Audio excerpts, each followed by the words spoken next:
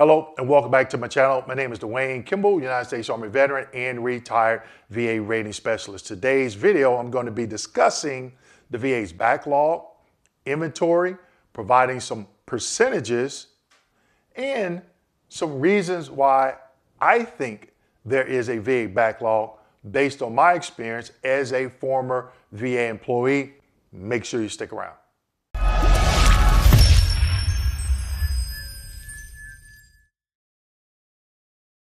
Okay, the VA's backlog.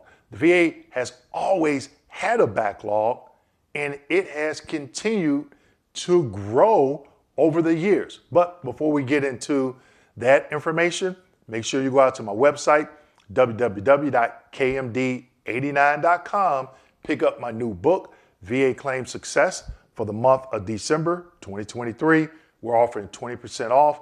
You have to use the coupon code VET20, VET20. All right, so the VA claims backlog, inventory, percentages.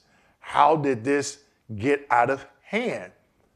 What are some things that you can be doing to prevent your claim from landing in that backlog? And what are some things that I used to see as a former VA rater that I felt contributed to that backlog? Now, you know I love slides. Got some slides for you today, so let's go ahead and get into them. Slide number one. Here in slide number one, you can see this is the VA's inventory. Well over 1 million. Okay, claims just sitting there. All right. Now, as a VA employee, I'm looking at this and I'm like, that's crazy. It's no way it could be 1 million. But this is the numbers that they're telling us. And a surprise to you, as a VA employee, I had to constantly ask my supervisor for work. Give me ratings where I can rate. Now you may be asking yourself, Dwayne, well, why is there a backlog if you were asking for work? And guess what? It wasn't only me. It was other raters and other VA employees at other regional offices throughout the country. We were always asking for work. So seeing this number be 1 million and knowing that VA employees always ask for work, something's broken somewhere. Something is broken. But what they have right now, their inventory is over 1 million. And you can see it slightly dipped, okay? But back in, what was it, July, you can see at the bottom of the graph, it started to decline. Why did it increase? Okay, you know, obviously more claims, but that's their current inventory. Now, slide number 2, the backlog, okay? Now, the backlog as of, I got this off the VA's website, December 2023, the backlog is 318,221 cases. Now, what does that mean? That means the backlog are claims pending longer than 125 days. That's the target.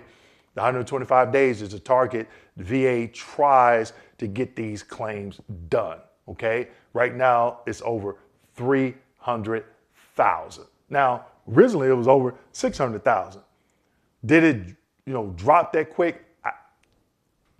I don't, me personally, I don't see it. I just don't, because if it dropped that quick, from over 600,000, within a matter of months, why is it even going back up? You would think managers would be like, hey, we need to keep doing this to get it lower and lower and lower, even though more claims are coming in. So again, something's broke. Somewhere, something is broken. All right, let's keep going. Slide number 3. Now, here in slide number 3, here are the percentages of this backlog. So you can see in the middle, 318,221 cases. That's what I showed in one of the previous slides. The graph on the left total pending claims over 1 million. Now, in this graph, it shows it by era.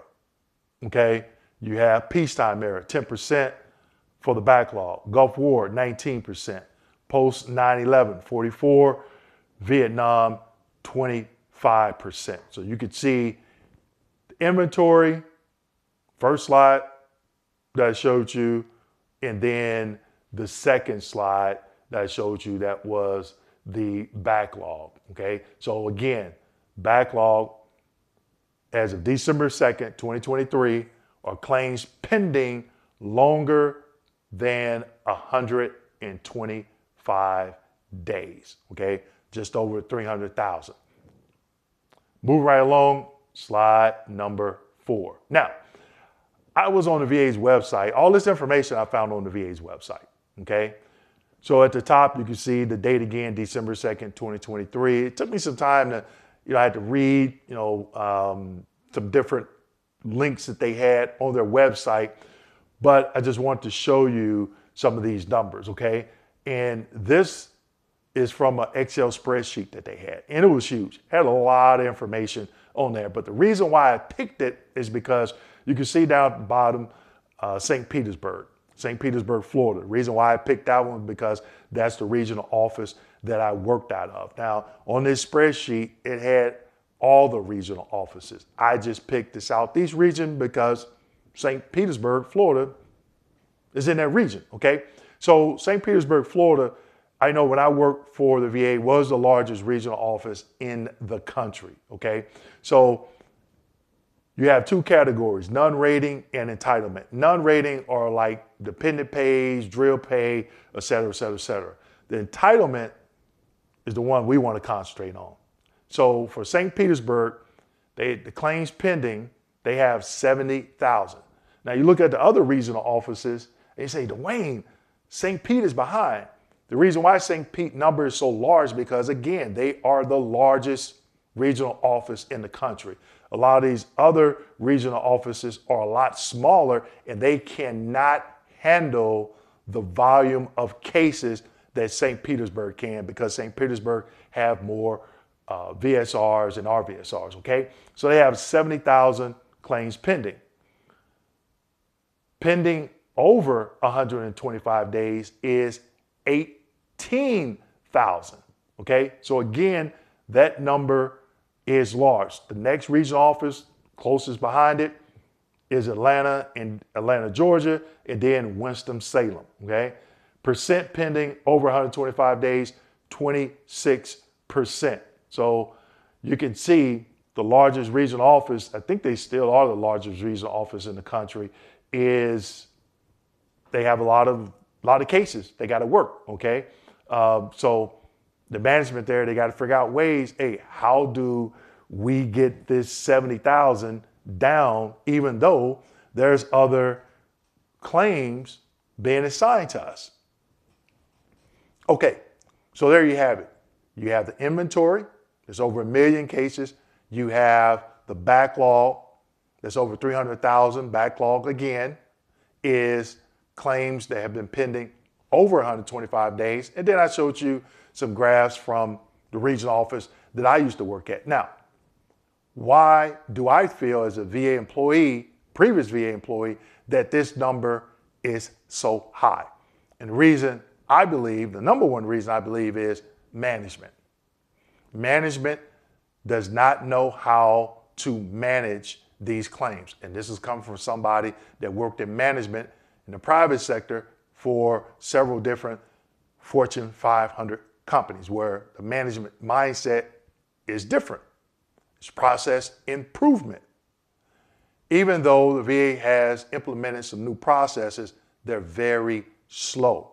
And when you have managers with an old mindset, things move a little bit slower.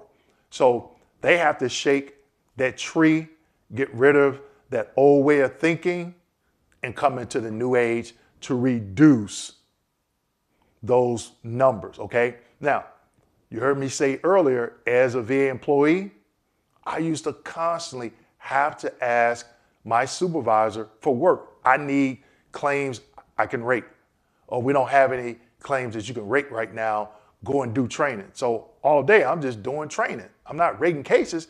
And you ask yourself, Dwayne, how is that even possible when there's 1 million claims? Okay, so that's why I stated earlier, something is broken, and the number one thing that's broken is management mindset. Okay, now, what can you do as a veteran to prevent your claim from getting into that backlog? Okay, one of the things, or a couple of things that I think that you can do. One, obviously, you always hear me preach education. Get educated on the process. That way, when you submit that claim, you know it is locked tight, okay? Also, submitting the correct evidence, having everything nice and neat and bundled for them. One of the ways, if you submit a sufficient DBQ and Nexus, even though some VA employees are refusing to use them, if you have that, that moves your claim to the next stage, or should.